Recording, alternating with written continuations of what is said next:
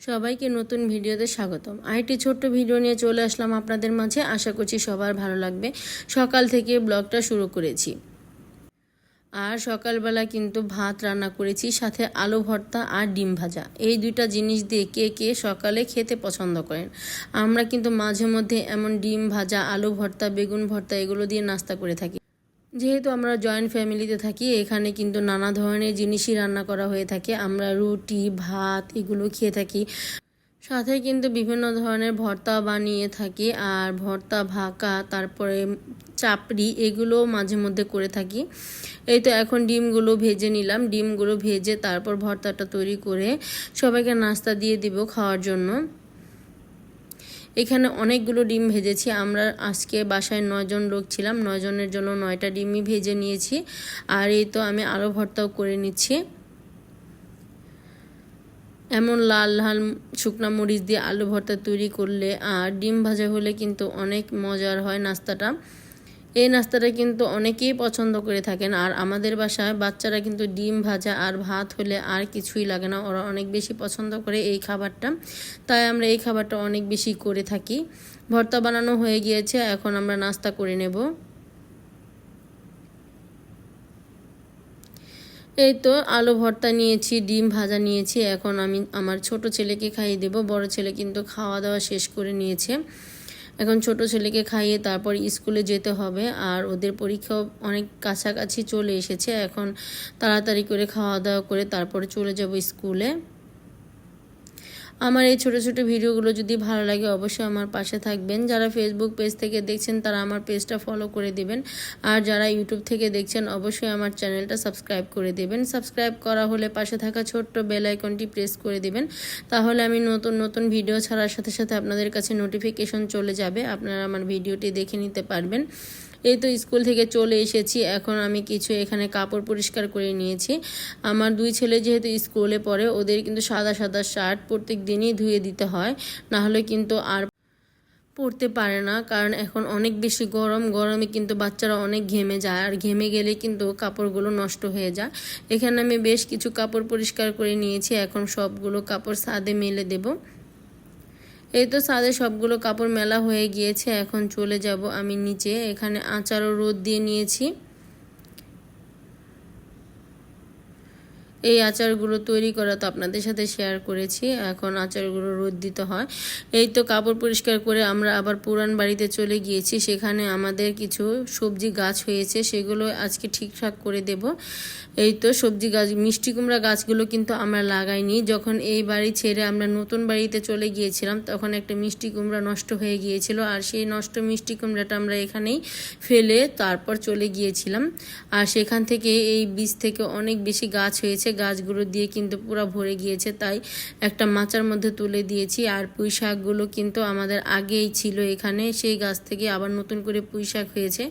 আর এটা আমাদের পুরান বাড়ি, এখানেই আমরা আগে রান্না করতাম। এই তো আমাদের পুরাতন রান্নাঘরটা এমনিতে অবহেলায় পড়ে গিয়েছে। এই তো পুরান বাড়ি থেকে গাছ ঠিক করে এখন চলে যাচ্ছি আবার খামার বাড়িতে। আমি, আমার 2 ছেলে আর আমার শাশুড়ি মা এখন খামার বাড়িতে চলে গিয়েছি। এখান থেকে এখন সাজনা পেরে নেব। আজকে সাজনা দিয়ে ডাল রান্না করব, আর সাথে আমও নিয়ে যাব। এই আম দিয়ে আর সাজনা দিয়ে ডাল রান্না করব, তাই টাটকা টাটকা গাছ থেকে পেরে নিয়ে গেলাম। আর টাটকা সাজনা খেতে কিন্তু বেশি মজার হয়। ঘরে থাকলে কিন্তু সাজনাগুলো তেতো হয়ে যায়। আমাদের এই সাজনাগুলো খেতে অনেক মিষ্টি, খেতে খুবই ভালো লাগে। এখন এগুলো নিয়ে বাসায় চলে যাব। বাসায় চলে এসেছি, আর এখানে আবার মেহমান চলে এসেছে। মেহমান জন্য আবার নাস্তা তৈরি করেছি, চা বানালাম আর বিস্কিট দিলাম। আমাদের বাড়িতে যে মেহমানটা এসেছে সে আবার দুধ চা খায় না, তার জন্য রং চাই তৈরি করেছি। এই তো চাটা এখন দিয়ে তারপর আবার দুপুরে রান্না করতে বসে পড়ব। এই তো রান্না বান্না করার জন্য সব কিছু কেটে নেওয়া হয়েছে। এগুলো আমার মেঝো যা আমাকে কেটে পরিষ্কার করে দিয়েছে। আর এখন আমি রান্নাটা বসিয়ে দেব। সাজনা দিয়ে ডাল রান্না করব, আর ধুন্দুল দিয়ে পুঁই শাক আর আলু দিয়ে মাছের ঝোল তৈরি করব, আর আম দিয়ে ছোট মাছের ঝোল রান্না করব। মলা মাছ দিয়ে আম দিয়ে রান্না করব। এই তো মাছও এখানে ভিজিয়ে নিয়েছি। এখন রান্নাটা বসিয়ে দেওয়ার পালা। সব তো রেডি হয়ে গিয়েছে, রান্না করতে আর বেশি সময় লাগবে না। এই তো আমি রান্নাটা বসিয়ে দিয়েছি। এক পাশে ভাত বসিয়ে দিব, আরেক পাশে আমি ডাল বসিয়ে দিলাম। এখন কিন্তু রান্নাটা বসিয়ে দিয়েছি। ডাল সেদ্ধ হয়ে গিয়েছে, আমি পাশের চুলা থেকে নামিয়ে নিয়েছি। এখন মাছগুলো ভেজে নেব। ডাল সিদ্ধ করে নামিয়ে রাখলাম, ভাত হয়ে গেলে আবার অন্য পাশে আমি ডাল বসিয়ে দেব। এখন সুন্দর করে মাছগুলো ভেজে তারপর আমি রান্না করব। এভাবে কিন্তু অল্প কিছু শাক দিয়ে মাছ রান্না করলে খেতে বেশ ভালো লাগে। বিশেষ করে পুঁই শাক আর লাউ শাক দিয়ে মাছের ঝোল খেতে অনেক বেশি মজার হয়। এখন মাছগুলো লাল লাল করে ভেজে তারপর আমি তরকারিটা রান্না করে নেব। এই তো মশলা কষিয়ে নিয়েছি, এখানে আমি সবজিগুলো দিয়ে দিলাম। এখানে একটা বেগুন দিয়েছি, 2টা ধুন্দুল দিয়েছি, কিছু পুঁই শাকের ডগা দিয়েছি একবারে নরম নরম দেখে, আর 2টার মতো আলু দেওয়া হয়েছে। এগুলো দিয়ে আজকে মাছ রান্না করব।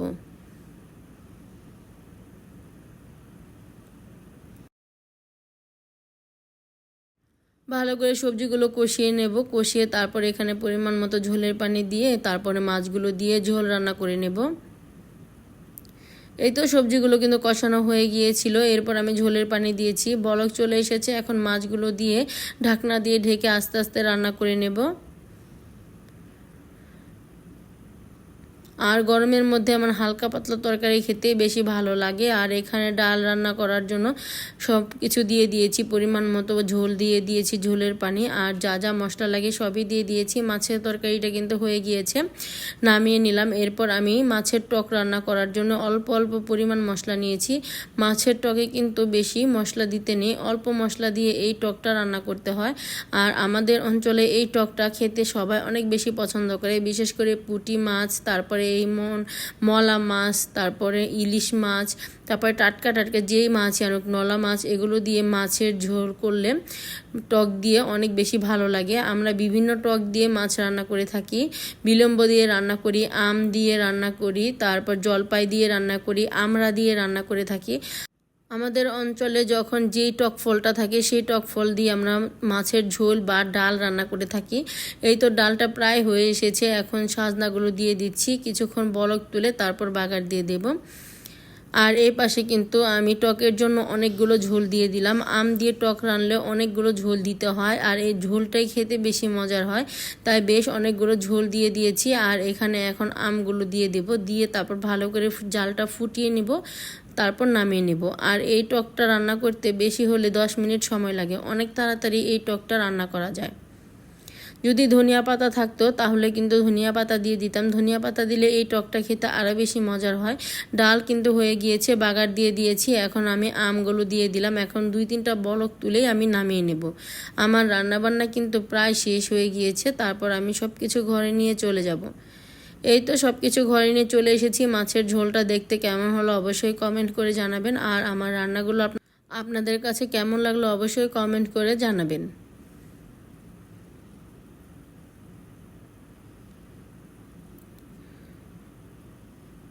সব কিছু ঘরে নিয়ে চলে এসেছি, এখন সবাই মিলে দুপুরের খাবারটা খেয়ে নেব।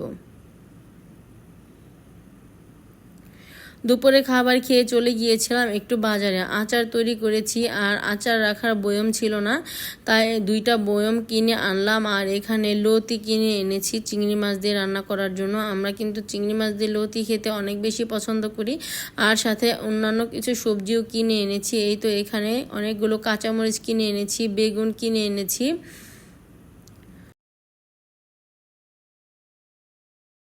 আর নতুন একটা সবজি এই বছর প্রথমে কিনে আনলাম, চিচিঙ্গা। আমরা এখনও চিচিঙ্গার তরকারি খাইনি, আজকে আনলাম, দেখি কবে রান্না করা যায়।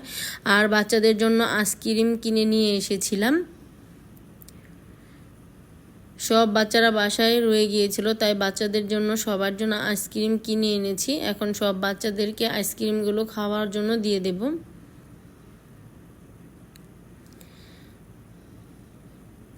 এই তো সবগুলো বাজার এখানে গুছিয়ে নেব এখন। আর বাচ্চাদের জন্য চিপস আর আইসক্রিম এনেছি, ওদেরকে দিয়ে দিলাম খাওয়ার জন্য।